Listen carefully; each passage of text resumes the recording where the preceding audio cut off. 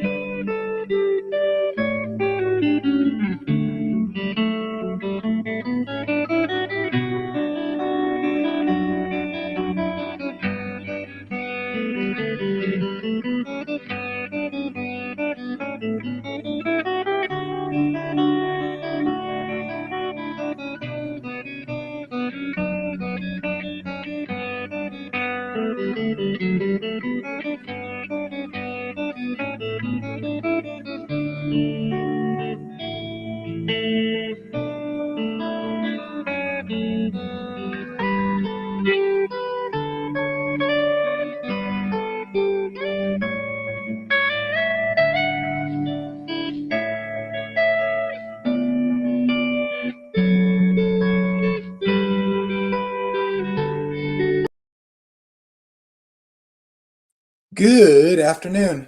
I think it cut off the song. Did it cut it off? If you're in the audience, let me know. I was listening to it on my phone.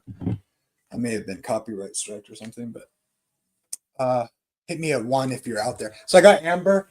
Hold on. Amber and Nick with me.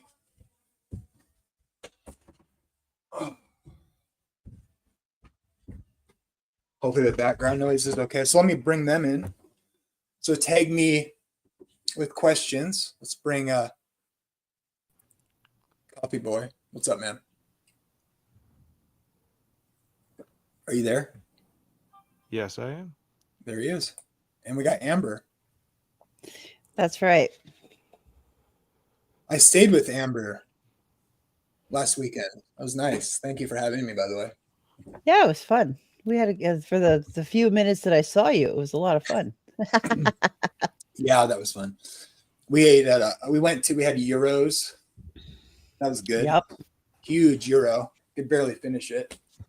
And then they took me out to what was that place? It was good breakfast. We went to Biscuits, man. That was a good place. Yeah, that was bomb. Anyway, so how are you guys doing? What's up in your world? Right now, talking to you, hanging out with Rev, best thing in the world. I put your channels, subscribe to Nick's channel, and why don't you guys tell us about your channels real quick? I put them in the description for to be subscribed to immediately by everyone, or they're not saved. So, well, Amber's is the Old Testament one. I'm the New Testament one. You guys are like a team. Rev's is better. That is not true. What's better, Greek or Hebrew? What language Hebrew. did are Jesus' words in? Aramaic, actually. KJV English. Closer to translated into Hebrew. Translated into. We don't have an Aramaic Matthew, boss.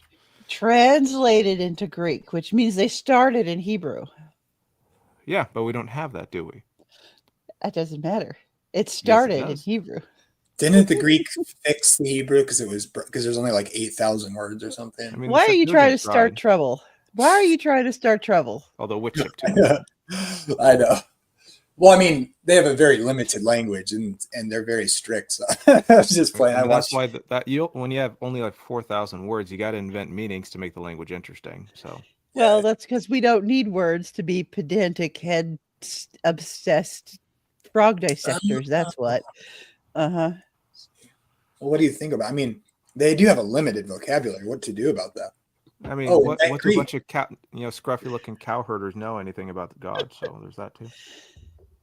There are a bunch of Bronze You Age know, goat herders after all. when They you can't. have the ability to use imagery and metaphor and imagination, you don't need 97 tenses and 467 forms of trying to figure out what the heck you're trying to say. So it is a much more imaginative and I suppose, dwelling boss, the language. Flintstones car is much simpler than a German car, but still, the Flintstones car is not going to get you very well. Sometimes a You rock know, car is just a rock car.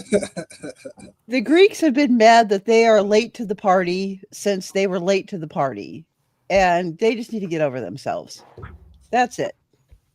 Well, God saw fit to use it. Yeah, after. God saw fit to use started a in talking Hebrew. butt, or I'm sorry, a talking donkey. So that's not much consolation for the rest of us. Yeah. Moving on. Although, boss, do you think because we don't have any Gentiles or slave being named by Jesus to the apostleship that I technically shouldn't be in ministry according to the logic of some people because I'm not Jewish, I'm a Gentile? I I'm can't asking from even their perspective. Do you think they're consistent in allowing Gentiles to be serving in church leadership? for their perspective, no, I don't think they're being consistent, although that's one of the dumbest things I've ever heard. So Well, I mean, the argument is Jesus didn't have any women as the 12, and I'm like, yep, he also didn't have any slaves. He also didn't have any pagans. So if we're going to follow this logic and be internally consistent, I shouldn't be in ministry. I guess he didn't have any Gentiles, well, did he? they don't let me in ministry either. So So we're both in the same thing. Although in That's my church, right. you would be allowed to be in ministry. So Oh, yeah. interesting. So My church is encouraging me to get my PhD and to your become a FUD? teacher. Nice. Yup. they permit a woman to teach, I guess. Oh yeah, That's nice. they sure do. Which they're not stuck up about. They're not stuck up about this. Actually, I could be a lot more stuck up than I am if I wanted to be, but I choose not to. Again, At least tag in me in the public. chat with questions for my theologian friends here that I have with me. Hey, Jake. No, this is not how this is supposed to work, right, Rev? We're supposed to be answering super chat questions to help out Mr. I want to get married over here. I didn't say anything more than you just And it Jamie, is who not a Right. secret. It is What? not a secret you've been wanting to get married for a long time. So I didn't say anything you haven't said multiple times on streams before. So Yeah, and it's not you're to fine. me. it's not to me either. He's gay. I'm not. Except for that one time. Except for that one time, yes. That produced mine now. By the way, shout out to Nugs. Happy birthday, Nugs. Birthday? Nugs, 5 years old. Yeah, he's 5 years old today. Nice. I kind of Happy see birthday, Nugs. any man of God that has children is a hero, as far as I can tell. It's true. I did all the work. Yeah. I bet. Uh-huh. At least all the important work. Yeah. Moving on. I mean, I had to drive her there. Oh my gosh, she couldn't take a Oh cab my and gosh. come back home. That's just terrible. Oh Kidding. my gosh. I'm honestly, Nolan was born like as California hit COVID, shut down, locked. Oh, that's right. And so I was the last. Well, they would say parent, but dad. I was the last dad allowed into the wow. as a non-birthing person here in California. I was like the last person allowed in before they shut the wall and said nope, no one else is allowed in because y'all might kill people with the cough. And so I was very, very blessed by that. Amen. Yeah, it's nice to get in there. So shout out to Alexandria. Good to see you. Shannon, David's here. Zealot, the Zealot Sten is our Catholic friend. He's a zealot for the Catholic Church. Jake Hudson is a famous YouTuber. He has a YouTube channel too. And so you guys can tag any kind of questions. Where do you guys want to? Let's just like open up Super with, chats, Jamie. We're here to do super chats. We're still here to do super chats. Yeah, for super you. chats That's get the priority. deal. But you can Yes. super chat, but yeah, it's fine. So What's on you guys' mind recently here? You guys have been, Nick, you didn't talk about your channel at all. Why don't you do a little Oh, Boss, what's your channel about? I spoke for you. I apologize. You should not suffer a man to speak in place of a woman. Go ahead, Boss.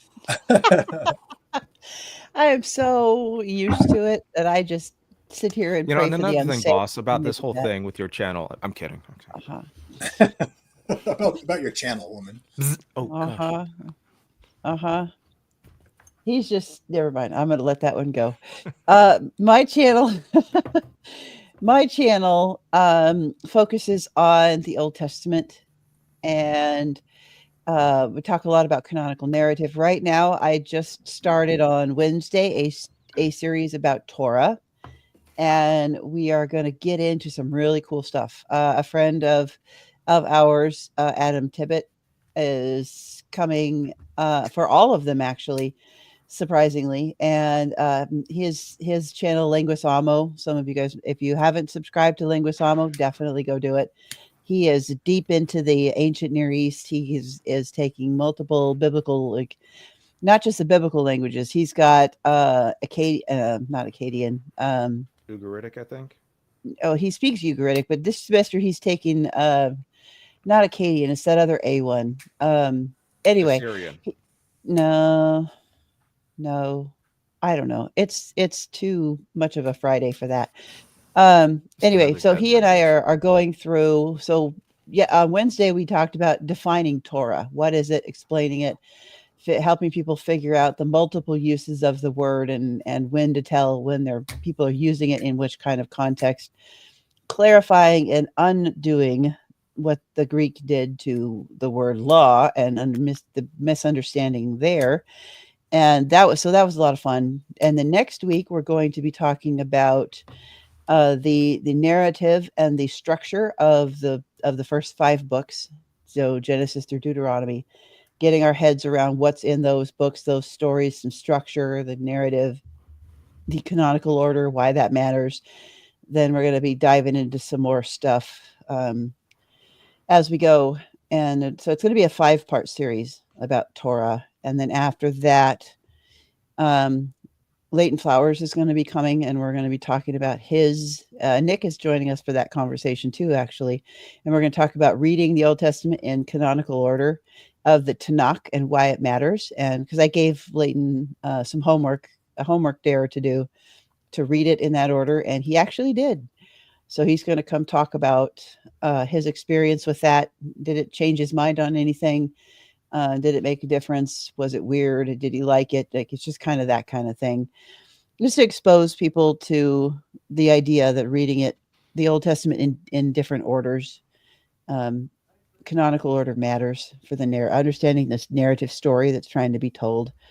I got my friend Spencer coming back to talk some more about how to read the hard parts of the Old Testament. So my friend Spencer is a Christian counselor who specializes in church hurt trauma. So we're going to be talking about, this time, we're talking about the prophets, Lamentations, the lament and imprecatory psalms. And I think those were the 3 things that we picked this time. So that's going to be a lot of fun, talking about how to read those hard parts. We did a part 1 before, which was fantastic. So this is a part 2. And then next week, not next week, but on the 22nd, is that next week? That is next week. Next weekend, on the 22nd, the gang's getting back together, and we're going to do Why Leviticus Matters Part 2. And we're going to talk about the ethics of Leviticus and why all that stuff matters from an ethical point of view. And then there'll be a 3rd part to that series that'll be Jesus in Leviticus, ? So we're going to talk about that and how that applies to the New Testament. So we've got some really awesome stuff coming up on my channel, and we're going to be getting into this summer. I'm going to do a series on the Apocrypha. What in the heck is it, and why we should at least be familiar with it? That's going to be fun, because there's some weird stuff in there. And then I think I'm also going to be planning to shove in there somewhere a couple of videos about Ezekiel and Daniel, because I get a lot of questions about Ezekiel and Daniel. So we are going to dive in deep to Ezekiel, and we're going to include Daniel chapter 14, which some people may be going, huh? but there is a Daniel 14, and we're going to get into it as well. So good stuff. It'll be fun. Do they skip chapter 13 like with the floors in a building or whatever? No, they skip chapter 14. A lot of places skip chapter 14. But Yeah, we're like gonna. I only include have up to 12. You only have 12 in yours? Well, you have the wrong Bible. Apparently, your Bible's got something wrong with it. There should be 14 chapters in Well, Daniel. it ends in the second coming of Jesus, so I don't know what's after that, I guess. Well, you stop reading where you want to stop reading. That's your problem, because you only count to 7. You can't count to 8. So we all know about that. No, that's not true. He can only count to 6. Well, that's true. Deep cut. Okay, Nick. Yeah. With my channel, I'm starting to do lives again, just trying to get used to being back in front of a camera, because I haven't been in front of a camera, at least doing my own stuff, for basically, I don't know, 6 months. I got a series on American Baptist theology and distinctives I'm working on. I want to do that.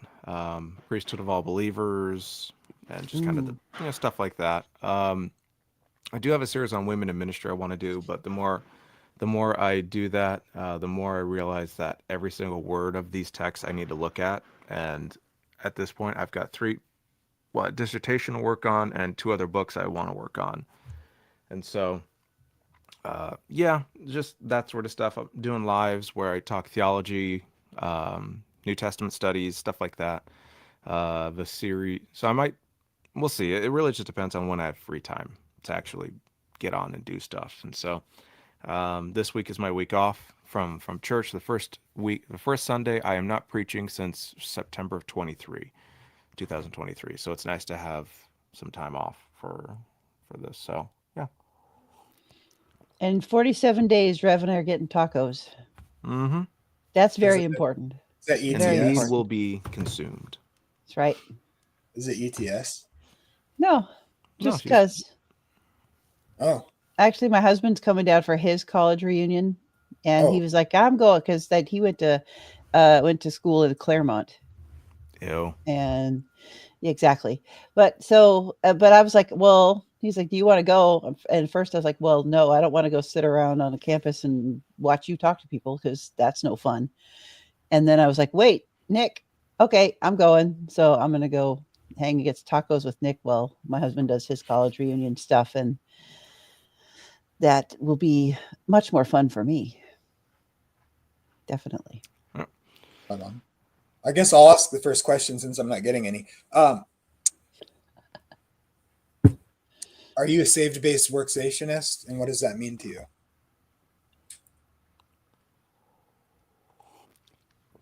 I mean, I think I'm supposed to do good things because Jesus tells me to. Do you have to? I mean, I don't know. I'm not of the opinion that if Jesus tells me to do something, I get to say no. But it's not. But why do you call me Lord and not do what I say? Do what I say. But he says, not to him who works, but him who, whatever. Him who, whatever. What are you talking about? Remember that verse that says, "Not to him who worketh not, but believeth on the." What do you think that's talking about? I think it's divorce. I think Jesus is essentially arguing that if you are doing things, basically, is your heart in the right place? Meaning, is it in allegiance with me? But we often think of works as performative, and that's not quite how the ancient world worked. Works have an economic or social economic underground or undercurrent to them. And so work there is far more about thinking you can buy or kind of manipulate a relationship, performing or doing certain things. So perhaps there is a performative element, but it's far more about trying to get on the God's, lowercase g, of course, the God's right side. And God and Paul or Jesus are basically saying, no, you can't buy your way into this God's good graces, but you can believe in him and then do what he tells you to do, versus trying to basically, God is not a United States elected official who can be bribed. And works has that connotation oftentimes. Not all the time, but oftentimes. So trying to bribe your way into God's good graces without actually doing the things God tells you to do is a surefire way to get in trouble. Mm-hmm. What do you think, Amber? I think that I would say that I'm not a fan of the words, but I definitely am a saved-based worsationist. I think the concept is very much, especially Old Testament, because when you see God establishing Israel and you're in Mount Sinai and you start with God declaring them holy and then giving them Torah, telling them how to live out that holiness. And there is an aspect where that has a reciprocal obligation, because to maintain a standard of holiness for God to dwell with his people, they have to maintain their own level of holiness. And how do they do that? By living out the liturgy that is given in the Torah. So there's things they have to do. There are things that you have to do to maintain that holiness state, to be able to dwell with God. And but it doesn't earn God's holiness. It doesn't earn God's dwelling. It doesn't earn relationship with God. It doesn't earn God's love. But it allows you to stay in God's presence and to get deeper into that relationship and reciprocating. Like, it basically helps you. Is sanctification is what it is. That fancy Western word, sanctification, is what that process is. So I definitely very much am, in concept, a saved-based worksationist. Yeah, he took them out of Egypt and out of slavery, and then gave them the law. That's what I like to say. Not that things didn't exist before or anything, but okay. We have a question from Jake. Put on the screen. You guys want to comment on that? I mean, I think it's a lie. Yeah. So there's this really fun Old Testament concept. Well, it's in the New Testament too, but we see it in the ancient Near East world, and it really comes out in the Old Testament, of sacred space. And a lot of what happens in creating and being in sacred space is the place where we go to meet with God. And that happens through the sacrifices and prayers and things like that. And there is an aspect to when you start to try to use some form of incantation to create an obligation on a deity, that is what ancient pagan rituals we call magic. And a lot of this stuff that you see in prosperity gospel, that is stuff like, I speak it and therefore it comes about, is very much ancient Near East pagan magic, trying to obligate God into something that he must do to humans through something that humans do on their part. And God will not be obligated to anyone but himself, and will sometimes obligate in a very big way of looking at that word, obligate himself to people, but people never obligate God to anything. So prosperity gospel is very much pagan magic in trying to name it and claim it. Whoa. Talk about harsh. That seems right to me. There is a lot of damage that has been done by this. And so the gospel, what they are preaching deserves harsh condemnation. I wouldn't call it preaching, boss. I know what you mean, but I wouldn't. Yeah. But yeah, people who are peddling this nonsense, that it deserves harsh criticism. Yeah, it's manipulative for sure. What's up, Nick? Where's Matt? We need to get him to toss a few of these super chats in here. Right. It's all good. Okay, we have another more biblical. Let's see. This came up on whatever it's Rogues Gallery, didn't it? Recently. Well, recently. You guys were on that on Trinity Radio, which I recommend. I'll read the question. Romans 13, 1-7. Does that mean complete submission to the laws of the government, even if it goes against God's commands? The rationale I've heard is that God appointed the government, so we must obey. So there's a lot that can be said about Romans 13. First of all, if Paul intends it as an absolute directive that must be obeyed in all times and all places, then we have a direct contradiction in Scripture, which is a problem.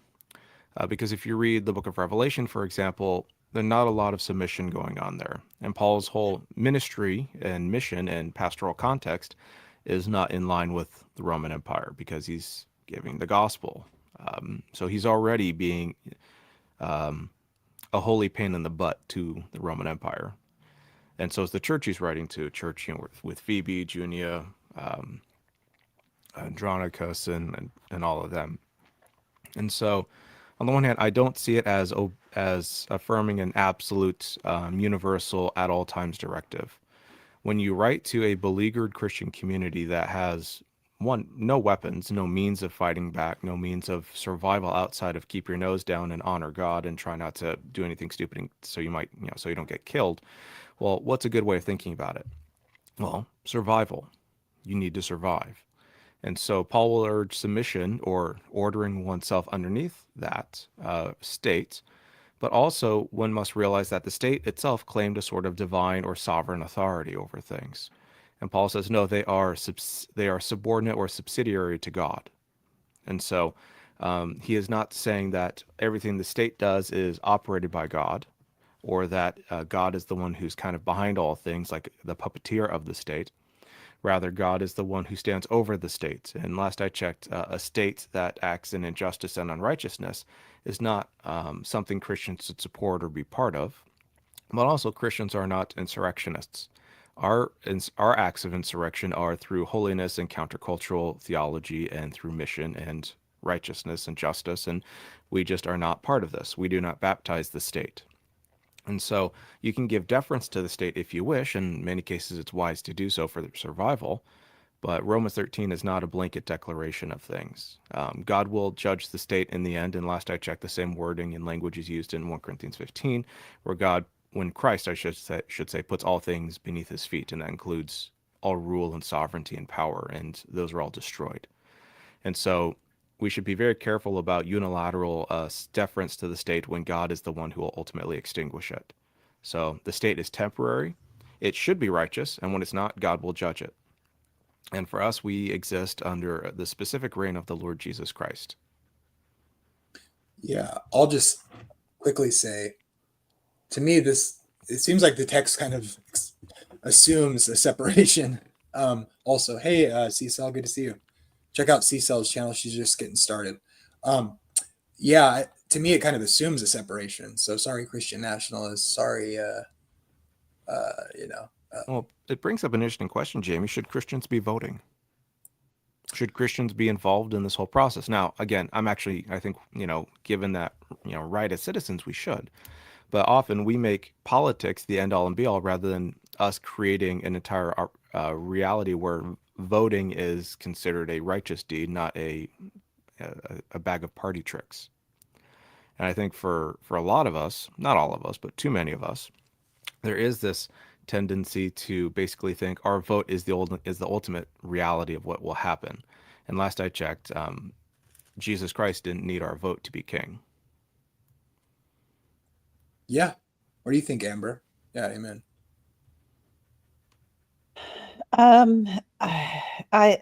Let's see. I think that, yeah. I also think that a couple things that, I got to hear N.T. Wright speak, I don't know, about a month ago or so, which was, it was really cool. But in a Q&A, he was asked something similar to this as a response, I think, to Christian nationalism. But one of the things that he said is that if you look at Scripture, especially in the New Testament, the church isn't as concerned with how people get into power, but what they do with it when they have it. So we are supposed to, I think, be cooperative when what the government is asking citizens to do does not violate God's law.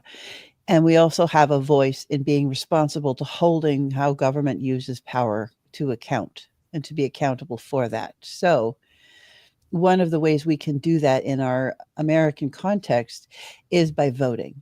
So I think a good, responsible vote can help hold government accountable. I think there are ways to participate in the system without trying to turn the system into something it was not designed to be. Every time, a pattern throughout the entire Bible, every time people try to either remove God completely from the system or try to use their own version of how they think God would run things, it goes terribly wrong, and God has to come in and fix it and set it right again. So I think we should follow your conscience while you're voting, and not, we have the obligation to not participate when it is something that violates the law that God gives us, and living against something that is what God tells us that we need to live out. So I guess that's kind of my answer. Yeah, I mean, I would always go. I always go here, thinking historically a little bit, but as an example to what you're talking about, I would say.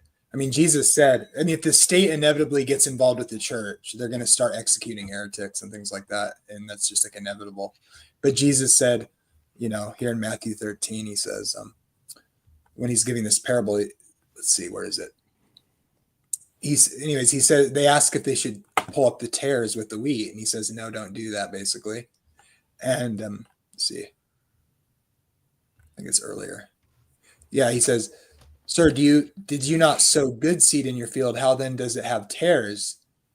He says, an enemy is, do you want us to go and gather them up? But he said, no, lest while you gather up the tares, you also uproot wheat with them. Let them grow up together until the harvest.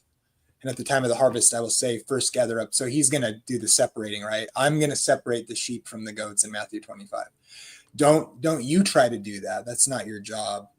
And that's what he says in this explanation. He's like, I'm the judge, whatever. So that's kind of how I think that's really important to remember as Christians, even though we can do like what you said, and that is, use our influence properly, to hold the government to account, but we don't. I don't know. Any other thoughts on that? Nope. Oh, look, Shannon, thank you. And by the way, let me see here. I kissed this woman, and she liked it. So, did you ask first? Kind of. Kind of. I looked at it. Jamie went, "Can I kiss it? Can I put lips on face?" Yeah, I mean, checked the. I looked into it first. It wasn't verbal. Yeah, Jamie went. She was like, "What are you doing?" Jamie's like, "Do you want this?" She's like, "Sure." Jamie's like, "No, I'm pretty smooth." Okay. Any other questions out there? For questions, so. Because it'll just be us goofing with Jamie for the next hour if y'all don't. I know. Hurry up and ask a question. Right. Thank you, Shannon. I appreciate that. Well, what have you been talking about in your channel, Nick? I was going to ask you about. Oh, but Amber, I really enjoyed that interview you did. It was so good. Definitely check that out. What was the guy's name again? Adam Tippett. Yes, Linguist Amo is his channel. Adam's awesome. He's going to be back every Tuesday. The next 4 Tuesdays, we've got another episode of the Torah series coming out. So that'll be a lot of fun. Adam's awesome. Yeah, he was good. I loved what you guys talked about. The instructions, and I think the word law has like bad connotations, and I think the way Paul uses it and the way it's translated can be confusing. Because he says, I don't know. I don't want to get into that, I guess. Nick, what were you? I'm curious to talk to you about this question about.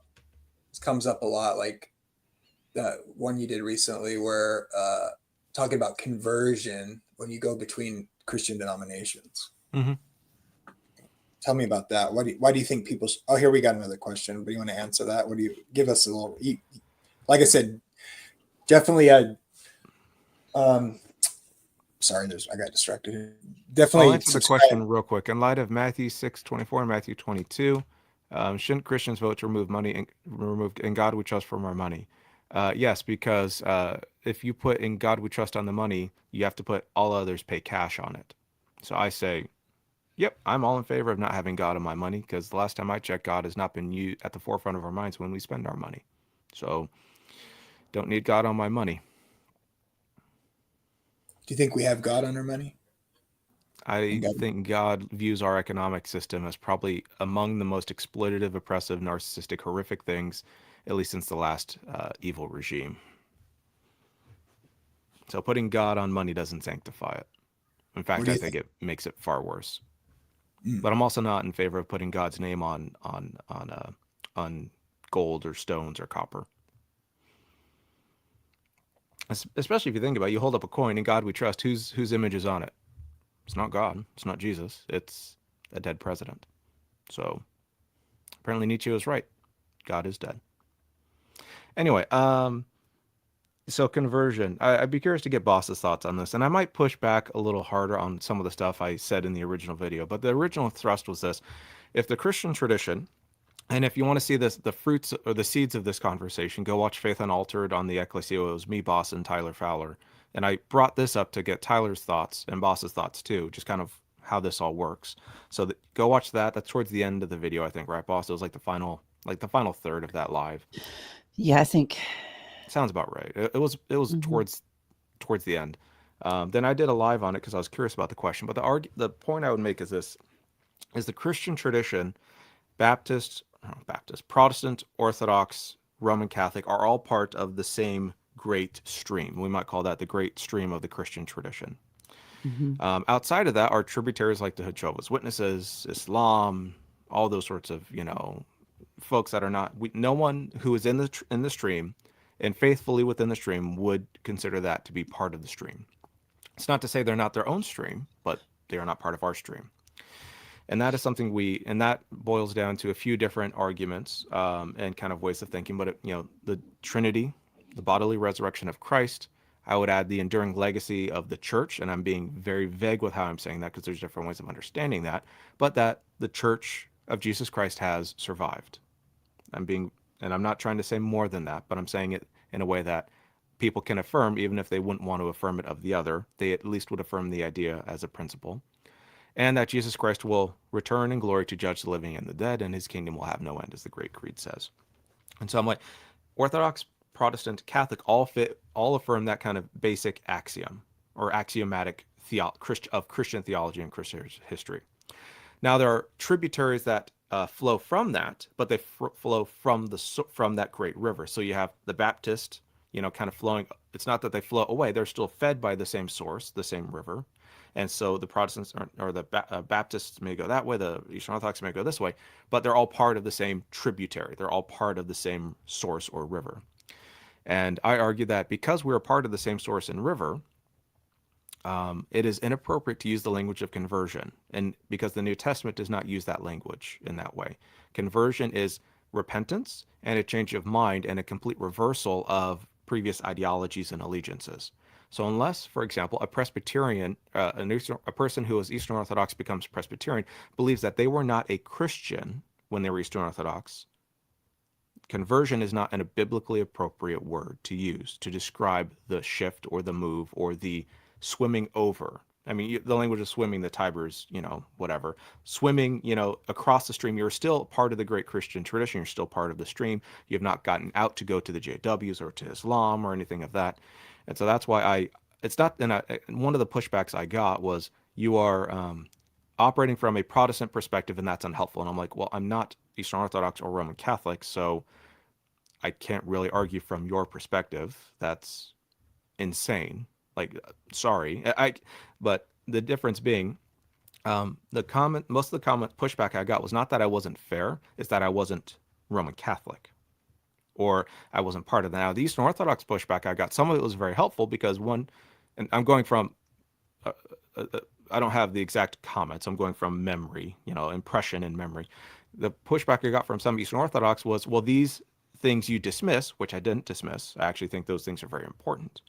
Icon veneration and other things like that are essential, in a, I would say, lowercase essential to the Eastern Orthodox conception of theology and history and daily life and ethics, right? Like, I'm not denying that. I never would deny that.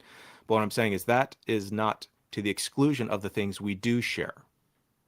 We do share these things: resurrection, Trinity, the return of Christ, and the enduring legacy and power and witness of the church. And so I pushed on that very hard. The Roman Catholic response was, I would say, generally unhelpful. The Eastern Orthodox pushback was, I think, far more nuanced, but the criticism was more not, I think, understanding what I was trying to communicate. And it could be that I wasn't fair in my communication or nuanced enough or imprecise. It was also an hour-long or 45-minute live stream and not a systematic video. Protestants then decided to basically, yeah, Eastern Orthodox hate us, so screw them.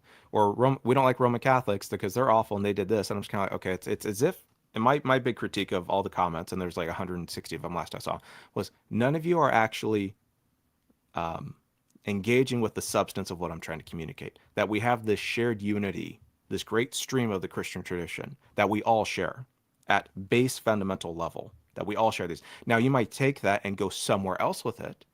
You might take that and go over to this side of it with that, and I'm not denying that happens. And I used the example of women's ordination. The Eastern Orthodox Church is not of one mind on that, and same with Protestantism. The Roman Catholic generally is, although you do have liberal or egalitarian, they're not the same thing, Roman Catholics that do affirm women's ordination. And so, but how do you adjudicate that? Well, it's not part of, the great Christian tradition in the sense of Trinity, resurrection, this, but that is a difference in practice, how your church functions. That's not a denial of the enduring legacy of the church, but it is an outgrowth or an understanding or a distinctive of how the church has survived or engaged in the world, engaged internally as well. And so the pushback I offer, and I'm debating whether or not I should do a response, boss, to all of that, just because you were in the live and gave me very helpful pushback and thoughts, was this kind of idea that I think we should operate from a shared unity, that these are common beliefs that we share, that we honor of the other, that we respect where other people are coming from when they say this. And that's not to the diminishment of our distinctives, our understandings, our history, our culture, our values. But it's one of those where in this online space, you have Orthodox, Roman Catholic, and Protestant defining themselves in contradistinction to the other. And it's like, but if you have a shared value of these main things, that doesn't diminish actual difference. But it does highlight how would you rather be known as not Roman Catholic, or would you rather be known as Eastern Orthodox? And that's where that's what I was trying to really push. And the feedback I got from Protestants was when they addressed the argument, and that wasn't very often, although I got a few pushbacks or comments from friends basically saying, yeah, I mostly agree with this, but how does that actually work? Because there seems to be a lot of tension and infighting. And I was like, well, that's where the conversation begins. Welcome to Ecumenical Theology 101. And I haven't gotten past that. But I don't know, boss, I'll get boss's thoughts, but that was something I was trying to narrow to kind of what can we all share before we start cutting each other apart, or as Paul says, devouring each other. So I'll kick it to boss. I talked too much. I apologize, but that was what I tried to do. Yeah, no, I actually really liked what Nick did, and I thought we were getting some really good conversation on the Ecclesia series, and I think Nick did a nice job there. But I think one of the things that because I did watch, I participated in the Faith on Altar conversation, and I watched the live stream that Nick did, participated in that, and looking at, because I did go through also and read the comments too. And one of the things that just jumped out glaringly at me is there is a couple things. One, there is a very much a difficulty in trying to communicate between the Eastern and the Western mind, because they see things so very, very differently. It's hard to, sometimes it's hard to speak back and forth, because it's almost like going from Greek to Hebrew, because it's very, the framework is different of the way that things are thought of. And, speaking from systematic logic to relational praxis can be a very difficult thing. And it makes it, when you trying to create a shared dictionary of things that are in stark, just is very different frameworking, can be extremely difficult. So trying to find a way to create a shared dictionary of terminology and points of view when your basic framing is almost incompatible. It's like trying to Apple and Windows trying to communicate with each other sometimes. Like there is some very difficult, how do you make these two communicate in a compatible way is extremely difficult.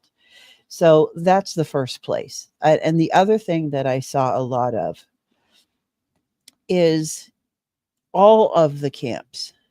No one is blameless in this. So I'm not picking a side here, but everybody is saying, you're not like me, so you are wrong. Base from the get-go, if you don't agree with me, you're wrong, is the base premise. And there's no room to compromise to find the middle of the Venn diagram where we all agree.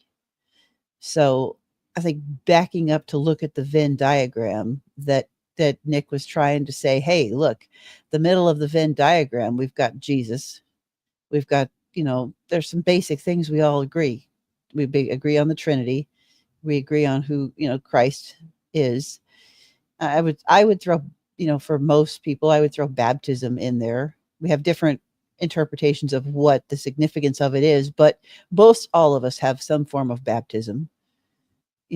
Most all of us have some form of communion or the Eucharist, which is another point of contention, but it's one of those things that all of us have. So, I would say we, stepping back to look at what's in the middle of the Venn diagram would be, instead of saying you need to get all of your stuff in my circle and not have a Venn diagram, but 3 circles on the same page, but not overlapping, and everybody going, okay, let's just put these, overlap them and see where the Venn diagram gets in the middle and start there, is going to be a much more helpful conversation than you need to give up all your stuff. It's not like me, and come over to my side.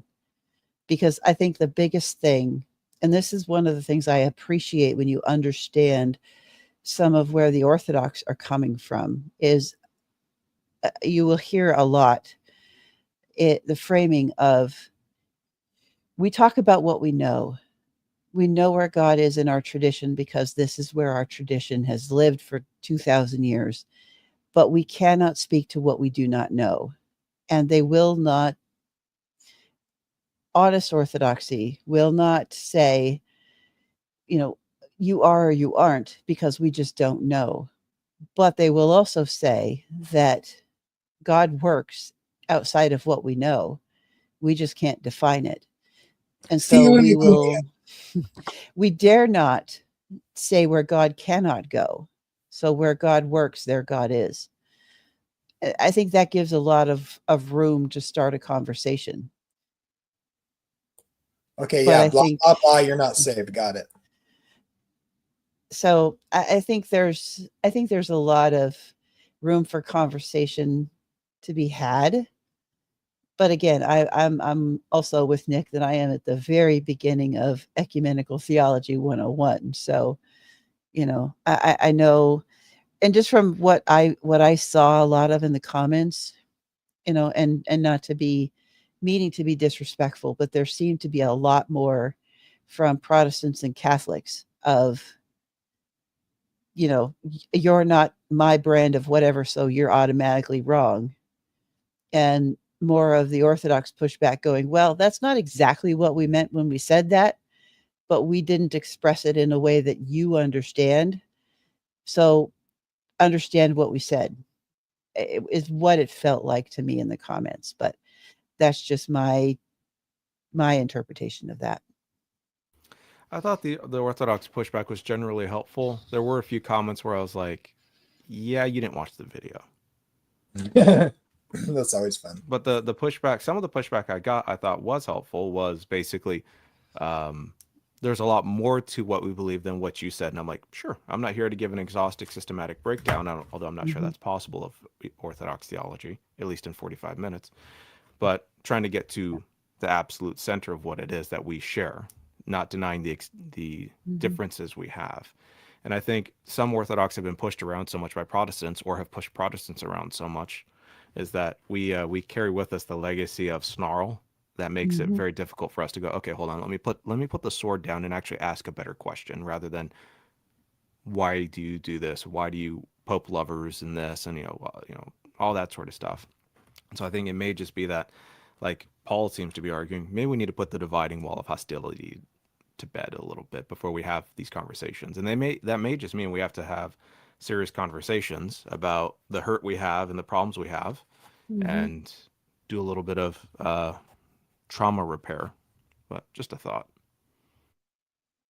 Yeah, I would agree. I think when you look at one of the things that's striking about church history, and I'm not a church history expert by any means. I spend my time in the Old Testament and now in Second Temple Judaism. So I really focus on pre-gospel stuff. But from what little I do know of church history, there is a long period where the two sides of the schism, there's a lot of pain and trauma on both sides. A lot of terrible things happened. If you look at like the sacking of Constantinople, the iconoclasm controversy, everything that came out that caused the seven ecumenical councils, there is a history of pain and trauma that just keeps getting passed down and passed down and passed down. And how does say, I'm gonna put Reformation forward aside for a second here, but in the schismatic conversation between East and West that resulted in the Orthodox and the Catholic Church, how do you go back and say from 1,000 years ago, we're sorry, and have that not have a living memory of 1,000 years of pain? Like it is a very difficult conversation that needs to be had. And if you start from a place of, you have to redeem yourself from everything that you've done before I'll even talk to you, you're never going to get anywhere.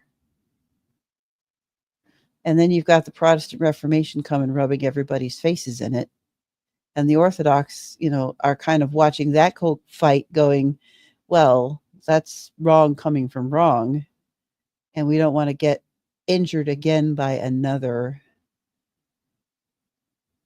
break in, another schism. So we'll just stay over here in our Easternness that y'all are going to call mystery and not understand, while you two battle it out for who was more incorrect.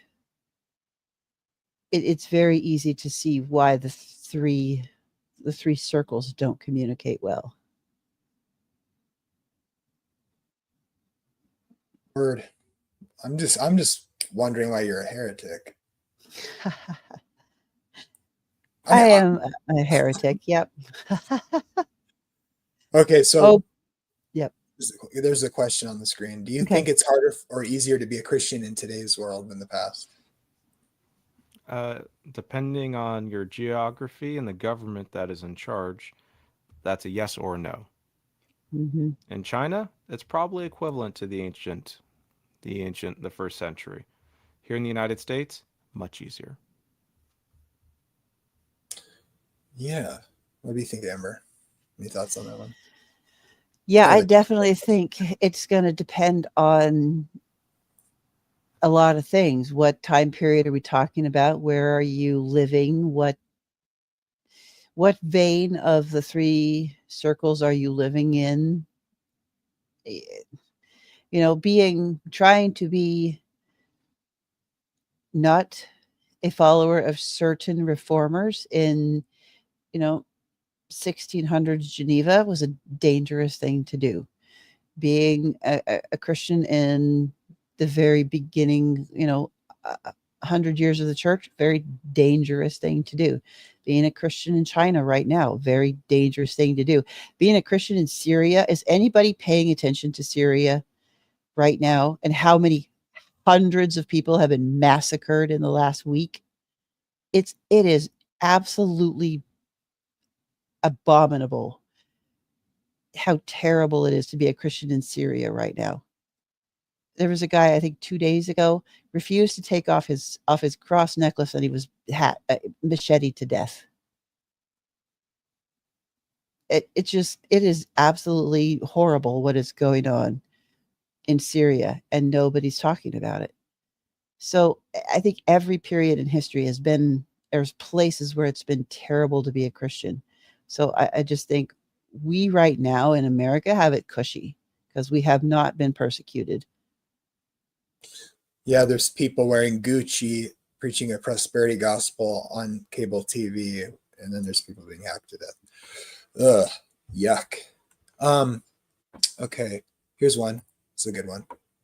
If someone believes God in the death, burial, and resurrection of Christ, but is agnostic to the deity of Christ, do you consider them to be Christian?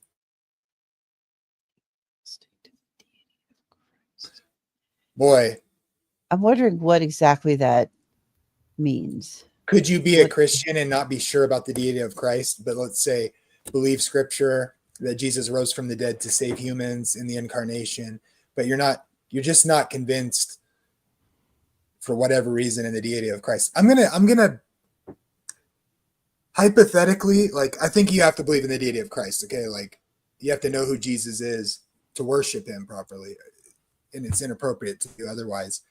But hypothetically, it's just like I'll say, like, I'm not once saved, always saved, but could somebody be a quote unquote faithful Christian and then have something happen to them and lose their faith? Do I think God could hypothetically save them even though they lost their faith? I think that's maybe possible. It's potentially hypothetically possible depending on the circumstances, because God judges people according to the light that they have.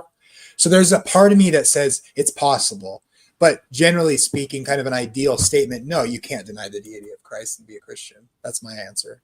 And I'm open to having my mind changed about that, but that's kind of just what it feels like to me. What do you think, boss? I think that if you try to, my goodness, I think if you don't, I mean, the 100% humanity and the 100% deity of Christ is very, very clear. And the early church spent 700 years hashing that out and battling a whole heck of a lot of heresies that downplayed one side of that or the other. I'm not sure how you can be agnostic and have the actual gospel incarnation of Christ if you're not fully acknowledging both the deity and humanity of Christ. I just don't know that that's the gospel Jesus. If you do that, I don't. So I would say no. Being agnostic is one of those where I would say, what does agnostic mean? Because being uncertain about something doesn't automatically exclude you from something. But I don't think denying Jesus is God makes you a Christian. But you could make the argument, you could say, no, it doesn't make you a Christian, but that doesn't mean you're not saved. So, for example, being agnostic, and I'm not an inclusivist or pluralist or anything, being an agnostic on something and being uncertain, there's a difference between educated uncertainty and existential uncertainty. Those are not the same thing. Being existentially uncertain means by definition you're not a Christian. Or I should say, I'll just say, let me back up a second. Being educated on that is not the same thing as being uncertain. Being agnostic on something and trying to be faithful is not the same thing. And so I think you could argue that by definition you're not a Christian, but it doesn't mean God is not merciful to you. And so that's where I would make just a distinction. I think Jesus revealing himself in the later doctrine of the Trinity, I think makes, by definition, you believe in the triunity of God. But we're talking definitional and historical. We're not talking existential and the existence of existentialism and salvation, if that makes sense. Does that make sense? Yeah. Like, I watch people who actually love humans and how they operate. And as I resonate like with what Terry says here, like you get into the theology and you're talking theology, it's like, these are important. Like, you know, after all, like, you know, who Jesus is, he's Lord of the Sabbath. So it's like, if someone's not there yet, like I know people who actually follow Jesus, who don't accept the Trinity, but they are so much more zealous to actually follow Jesus and they actually live it out. And like, who knows why they don't believe it? Like, why don't they believe it? And how does that affect the way that they operate as followers of Jesus? And so I think practically like, oh, God's not going to save them, even though they actually like they serve humanity and they love Jesus and they follow him like faithfully, like, you know, comparatively, let's say.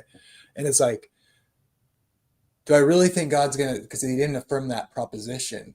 But on the other hand, I'm like, propositions matter, right? So, so when I like at the end, let's say at the end of the day, I guess I'm works-based in that sense. You know what I mean? Like, do you have love?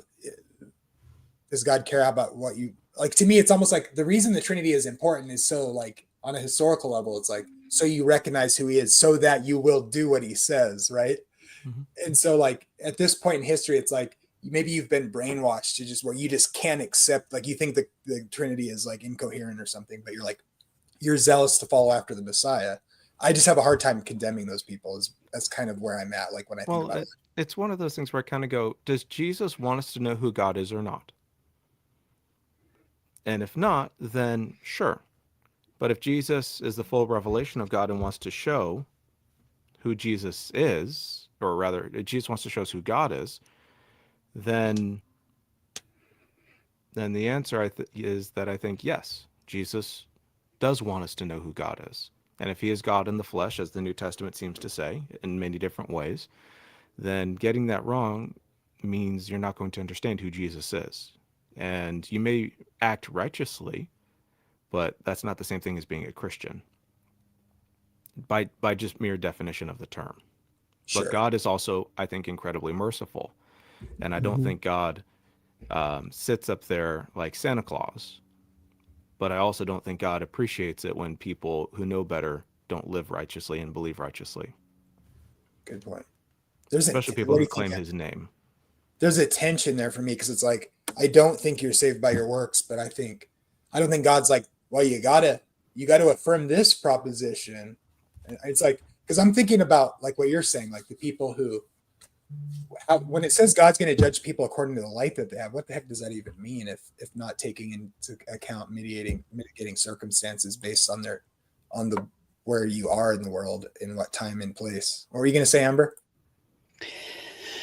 Well, I was just looking at a couple of the comments over there, and I just really, because this last week or so, I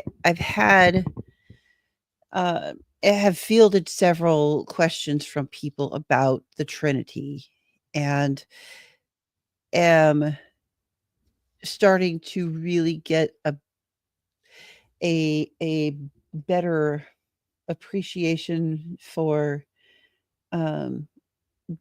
developing a healthy Trinitarian theology.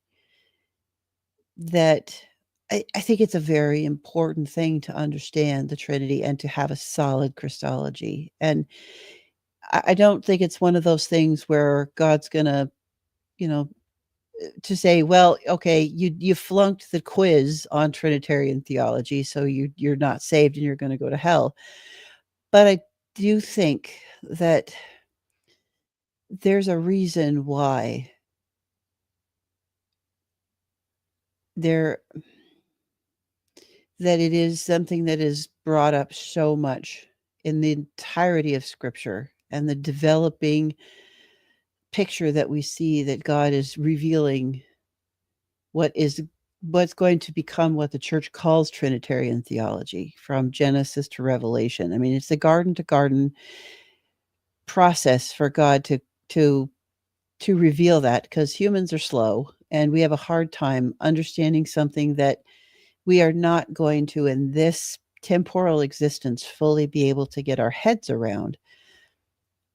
But engaging with, understanding, grappling with, and trying to do the best we can to understand the Trinity, to understand Christ and his two natures, it is important because we have to keep our compass calibrated in the right direction, because it can be very easy to drift off into something that will get us off course and then get us into something like oneness.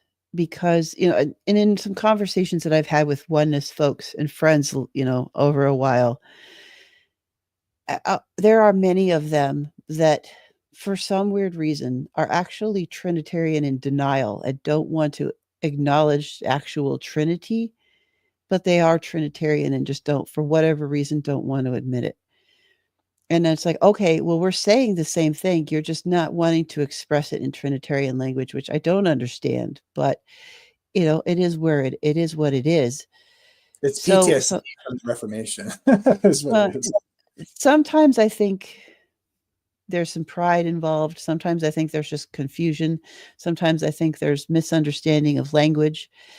Sometimes there's pressure, because if you're one particular, like if you're, let's say, if you're Seventh-day Adventist and you have to come to a realization of something that makes you have to become an American Baptist, for some people that can be a very costly decision. If Rev decides to become Catholic all of a sudden, he's got a ministry. He's an ordained minister in the American Baptist Convention. He's going to lose his entire life, his entire livelihood, his entire framework of his existence has to change. And that is it's very costly decision. It is costly, but I think the Eastern Orthodox would be very blessed to have me. Yes, they would. Yes, they would. Can you imagine like making alcohol at home and then serving grape juice at communion? I mean, the tension there, it's well, and it gets to the point that Boss was getting at. When you see debates between people online, you can tell this person's made an entire existence off this and cannot change their mind for fear of losing everything, versus the person who has the capacity or the wherewithal to do it. And that's a really weird place to be in for debates. Like, I don't like actually debating and engaging with Southern Baptists on women's ordination, because if they agree with me, they lose their job. Yep. And so I'm like, I don't want to take food out of your children's mouth because you now agree with me theologically about something that I think is very important, but not essential to the gospel. So I'm again, anyway, Boss, I didn't mean to interject, but just to make it a little more pointed for some folks. Right. Yeah, it is. And unfortunately, sadly, that's, I think, one of the reasons why I am not a fan of systematic theology, because it carves things up in a way that has real practical, terrible application and implication for people's livelihoods, which is something that is anti-Torah. Torah is about the preservation of life, and doing something that would take away someone's livelihood is violating Torah. So I have a gripe about systematic theology for that reason, mainly because of the fallout and the implications that can happen when you disagree on some things that you're at heart not as far off as you think you are, because you define it differently from your different systematic. Thank you. So as I understand it, oneness is just saying there's only one person who is God, and it's the Father. I think that's one. They're saying that Christ is merely there human. Is not really a Trinity. It's all Christ. But it depends on which oneness you talk to. Yeah, there's modalism. And there's modalists, and then there's Unitarian. I think oneness may Mhm. be more of a broad term. I forget though. I don't want to misspeak. Do you Yeah, want I just when someone says oneness, I say non-Trinitarian. to? Yeah. Okay. That at least kind of captures it. Again, so let's take this last question, and then Excuse me. give last words after that. But let's take this one. I like this one. Do you guys think I when God love this question. Yeah. Do you guys think when God destroys, he's also showing mercy while dealing out justice? Ending extreme suffering, especially when evil is involved, seems to be both just and merciful. So I'll go first. Yes, and that's why that's a conceptual reason I think annihilationism makes the most sense, because God is promising to evil and rebellion by definition is outside of God's sort of attributes and nature. And I would take a love theodicy, a free will theodicy based on the necessity for that for love, which I know is just like people just don't think about that anymore, but it just is the case that that's how it works. I mean, if you just apply that in your own life with relationships, it's just, especially the closest kind of relationships, like it doesn't make any sense to say otherwise. And so yes, and you can see that in the imagery, I would argue also of what fire is supposed to represent. It purifies in some cases and gets rid of that which doesn't belong in other cases. And the promise of God ultimately is to restore and to heal and to bring us back to the original created design, which is no evil or suffering or death. And so clearly there comes a point when evil manifests on a certain level that it would be unjust to let it persist. And God has stated clearly his ultimate goal and shown us his nature in the incarnation and the suffering of Christ and the mission of Christ, which was healing and serving.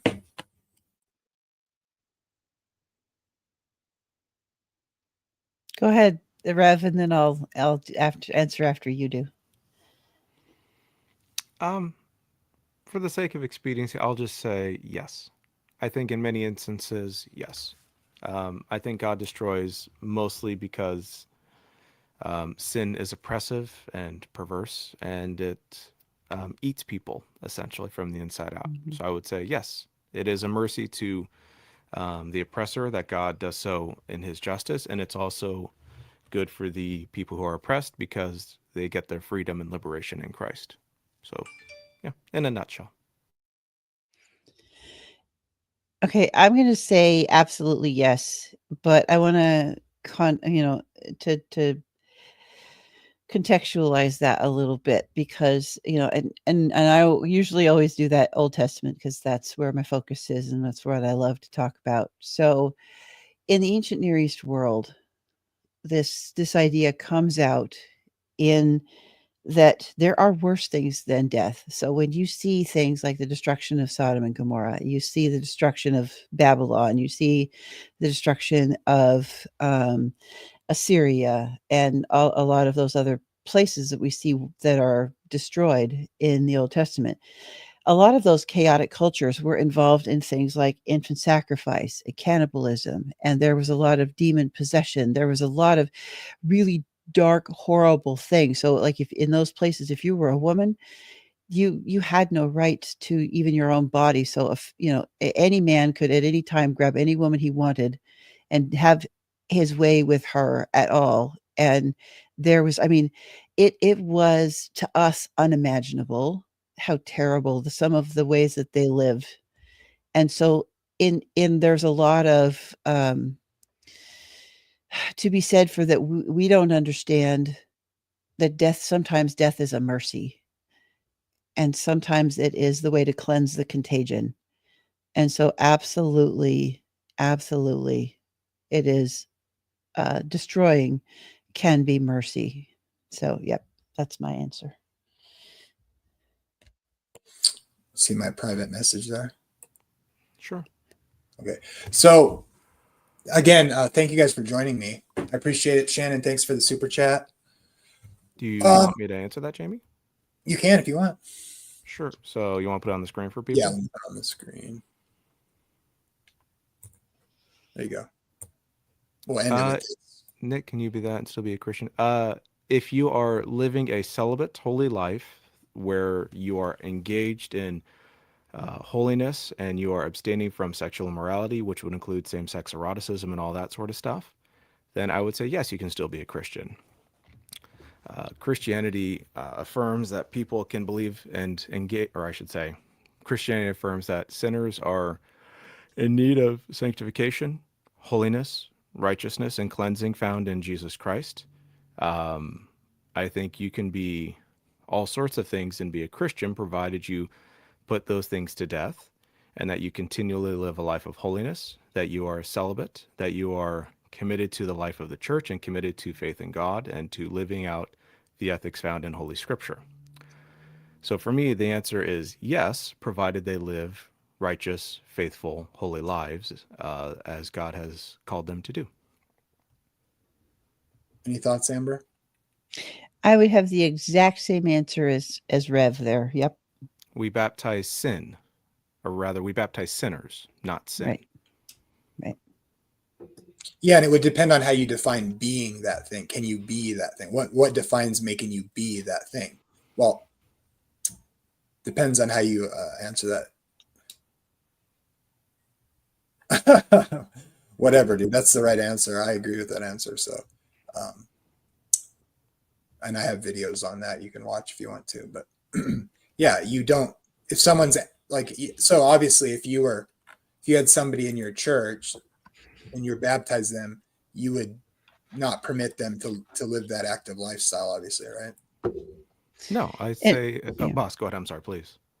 I was just going to say, I don't understand completely why Christians, a bigger umbrella, not, I don't want to point out any particular vein or tradition, because I think this is a bigger all the way across problem, have this weird obsession with sexual sin. I mean, God makes a big deal about it because there is divine design involved.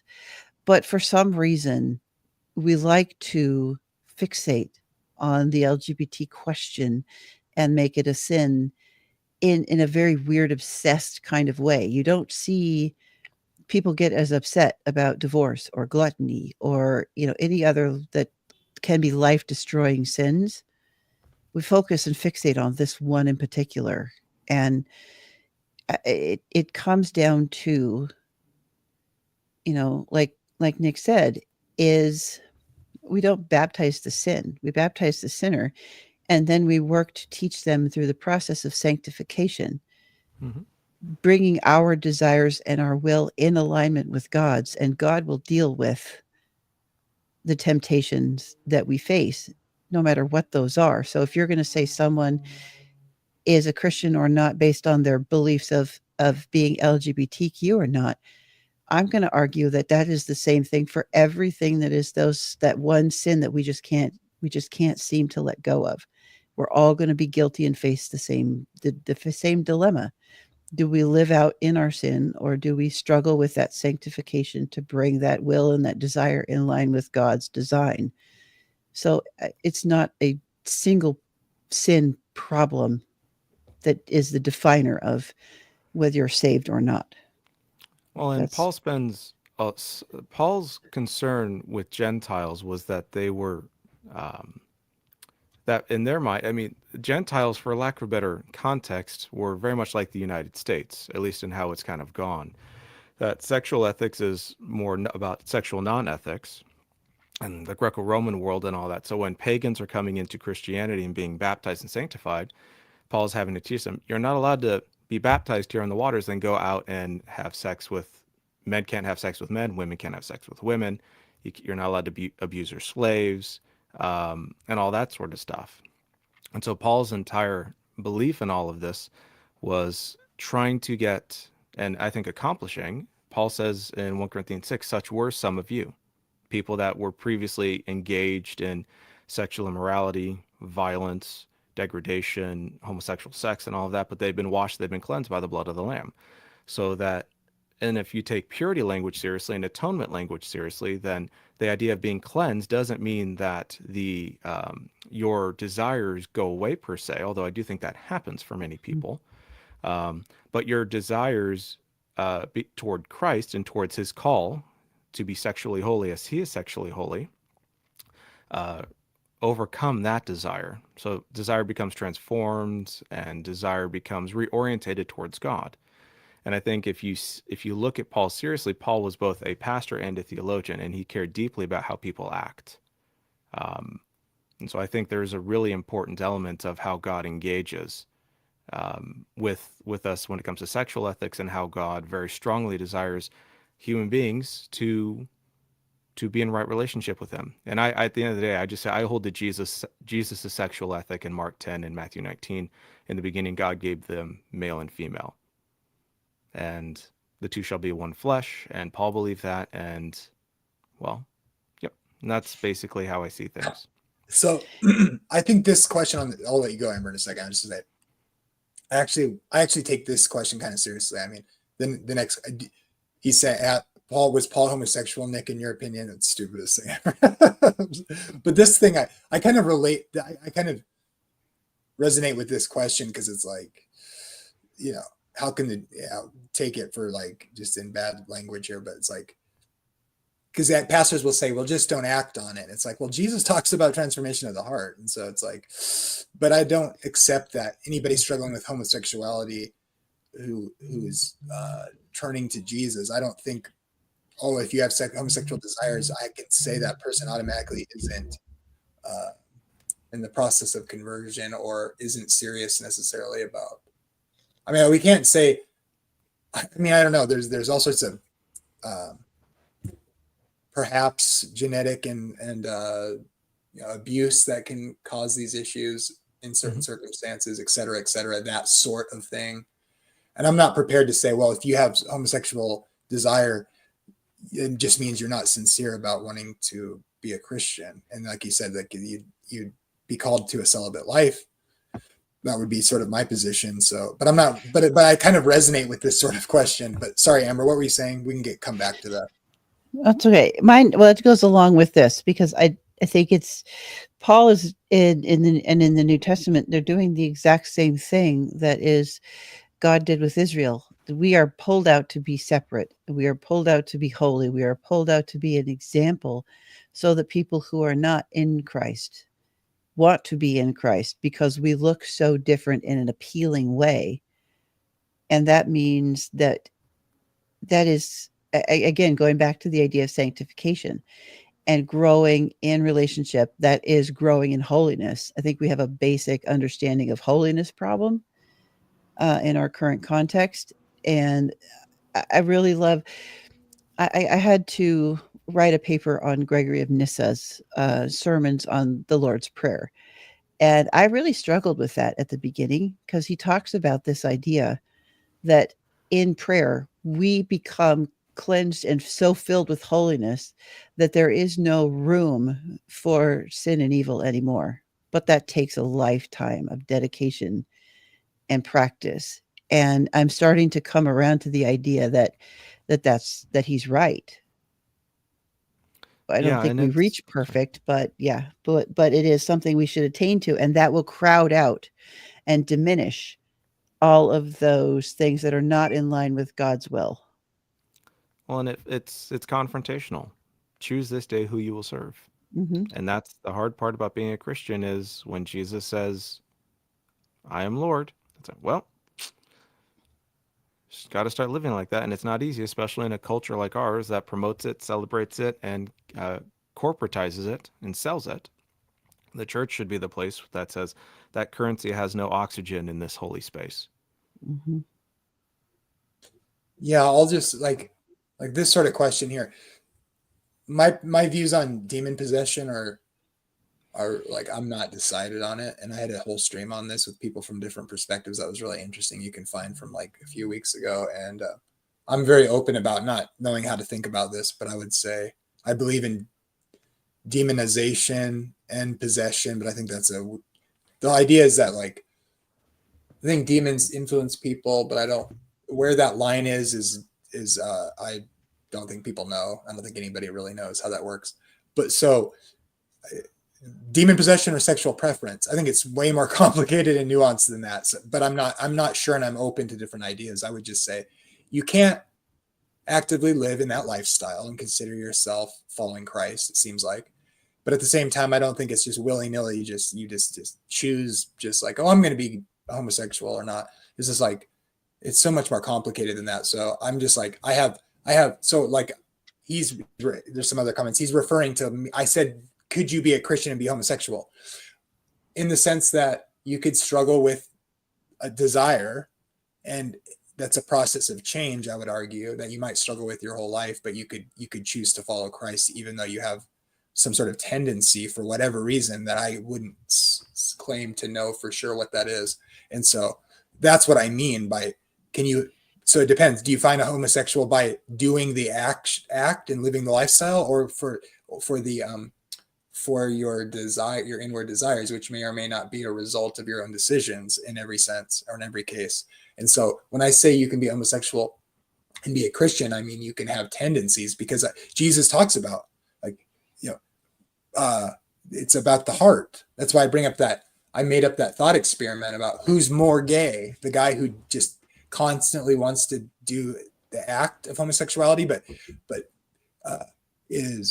lives a proper lifestyle, quote unquote, but all he thinks about is acting on his homosexual desires, but he never does because of his pride and his for whatever reason, just because he's taught really strongly that is wrong, but that's what he wants, and he's always daydreaming about it. That seems really not converted to me. Or the person who's been abused their whole life and lives and acts homosexual lifestyle, but really desires to have a family and a wife, and he's just really been taken through the ringer in some sort of bad circumstances, but he really wants something else, but he's stuck, or she is stuck. And it's like, who's more gay?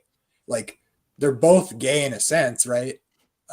Because it's a hard issue, but it's also what you do. So that's why I brought that thought experiment. So it depends on how you define being homosexual. I don't think we should define people by their sex. I don't think people should define themselves by their sexuality.